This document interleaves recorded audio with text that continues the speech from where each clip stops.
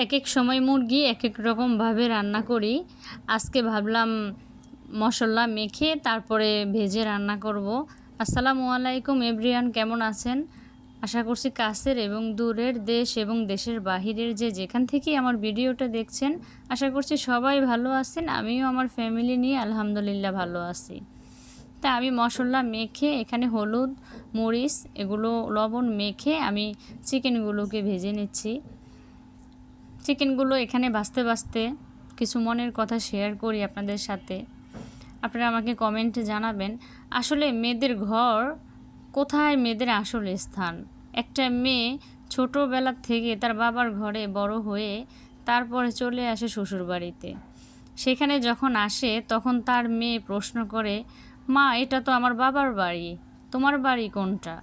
তখন সে মা কি প্রশ্নের উত্তর দিবে? আসলে একটা মেয়ের আসল বাড়ি কোথায় আমরা জানি না। কেন আমাদের এরকম হয়? বাবার বাড়ি গেলে তখন বলে স্বামীর বাড়ি যাও, স্বামীর বাড়ি আসলে তখন স্বামীরাও কথায় কথায় মেয়েদেরকে বলে চলে যাও। আসলে মেয়েদের আসল বাড়ি কোথায়? আমার মনে হয় আমরা সমাজে প্রতিটা মেয়েগুলাই অবহেলিত, কিন্তু আমাদের উচিত লেখাপড়া শিখে মানুষের মতন মানুষ হয়ে নিজের পায়ে দাঁড়িয়ে অর্থ উপার্জন করে মাথা উঁচু করে দাঁড়িয়ে বসবাস করা উচিত, যেন কারোর কাছে হাত পেতে টাকা না নিতে হয়। এখন আমাদের এই ডিজিটাল যুগে অনেক প্ল্যাটফর্ম এসেছে, ইউটিউব এসেছে, ফেসবুক পেজ এসেছে। অনলাইনের মাধ্যমে আমরা অনেকেই কাজ করি। যেমন একটা সেলাই মেশিন কিনেও আপনি সহজেই ঘরে বসে ইনকাম করতে পারেন।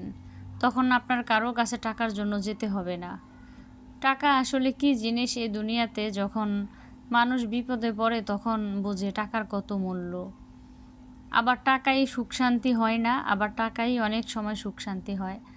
আমরা মেয়েরা ঘরে বসে আমরা বিভিন্নভাবে নিজেদেরকে আমরা গড়ে উঠতে পারি।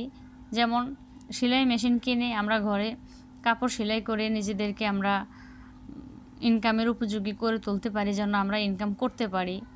আমরা দেখা গেছে ঘরে বসে রান্না করেও আমরা বিভিন্ন প্ল্যাটফর্ম থেকে আমরা টাকা ইনকাম করতে পারি।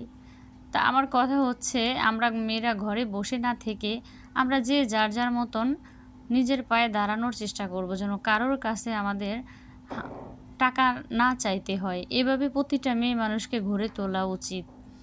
প্রতিটা বাবা মারই এভাবে মেয়েদেরকে নিজের পায়ে দাঁড়া করানোর জন্য উচিত। আর মেয়েদের আত্মরক্ষার জন্য মেয়েদের বিভিন্ন কৌশল অবলম্বন করে চলা উচিত। আমরা সমাজে যেন মেয়েরা অবহেলিত না হয়ে থাকি, এই জিনিসগুলো আমরা আমাদের বাচ্চা, যাদের ঘরে মেয়ে বাচ্চা আছে তাদেরকে আমরা শেখাবো এমনি করেই, তাহলে তারা বুঝবে। অনেক কথাই আপনাদের সাথে আজকে আমি শেয়ার করলাম, বললাম। কার কাছে কেমন লাগে জানি না।